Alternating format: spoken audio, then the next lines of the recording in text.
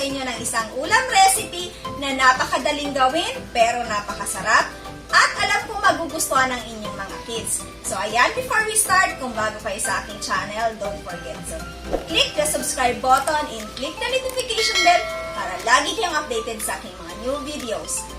At para sa mga ingredients, eto na ang ating mga kailangan. First, gagamit tayo ng Jolly Canola Oil, onion, garlic, ground black pepper, salt, water, Jolly cream of mushroom, Jolly mushroom, Jolly whole corn kernels, and last ang ating beef. So guys, ayun lang ang ating mga ingredients sa paggawa ng ating ulam recipe for today, kaya pwede na tayo mag-start. So guys, mainit na yung ating kawali at maglalagay lang ako ng ating cooking oil.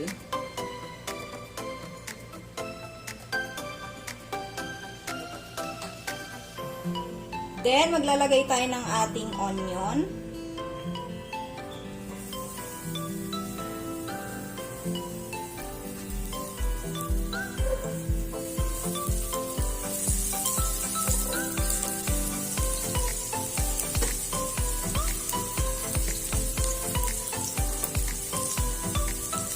Sunod na din natin ang ating bawang.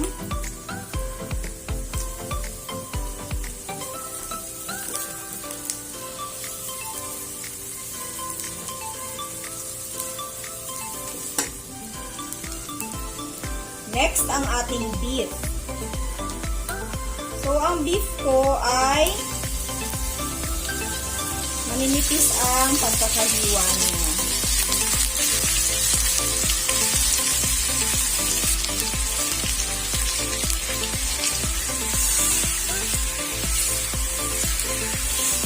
Mix lang natin to. Haluin lang natin.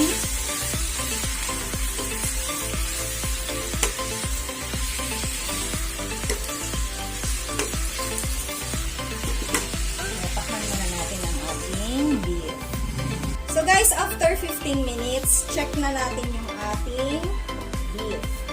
So ayan, nagtutubig na siya.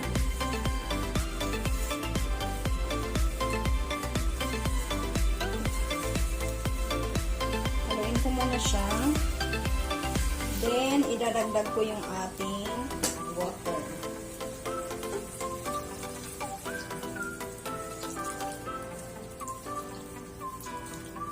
And yung ating ground black pepper.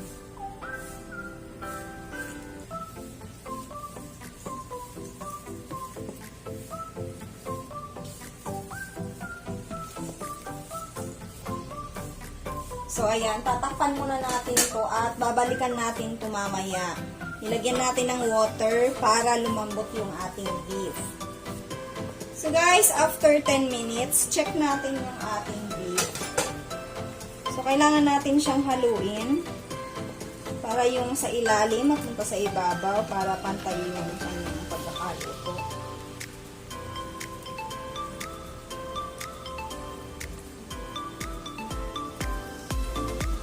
Then, after natin mahalo, takpan ulit natin. So, ganun yung gagawin natin every 10 minutes. So, guys, ito na yung ating beef after 1 hour. Ayan na siya. Mix muna natin. Then, ilalagay na natin yung ating cream of mushroom.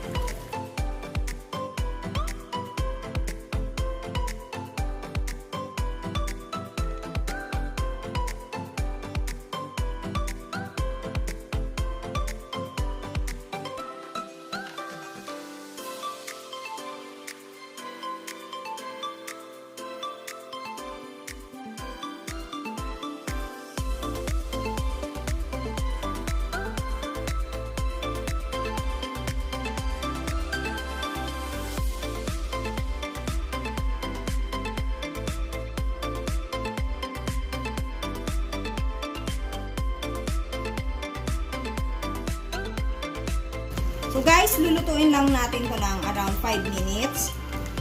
At dito sa part na to, dito na ako mag-a-add ng aking salt.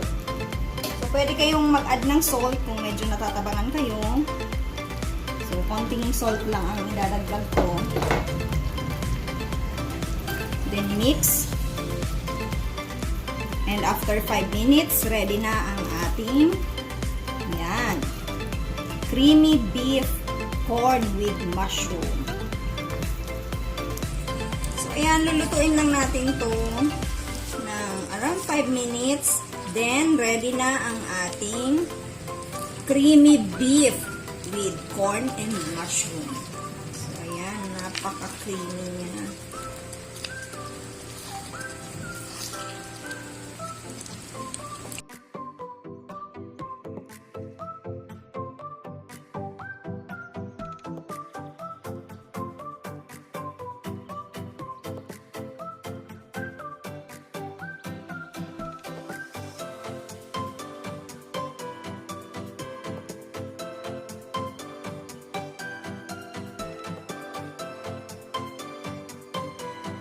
So guys, eto na yung ating finished product ng ating beef recipe for today. So eto na siya.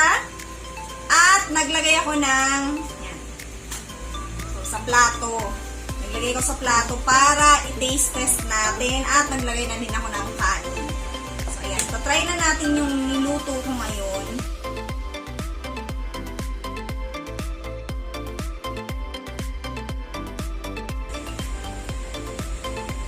Creamy. So guys, napaka-creamy ng ating recipe for today at napakasarap niya at hindi na natin kailangan pa magdagdag ng additional pampalasa dahil ang ating Jolly Cream of Mushroom ay malasa na. So ayan, sana i-try nyo tong ating recipe for today at alam ko magugustuhan ito ng mga kids nyo dahil napaka-creamy at napakasarap ng ating recipe for today. So ayan guys, thank you for watching and I hope to see you in my next video.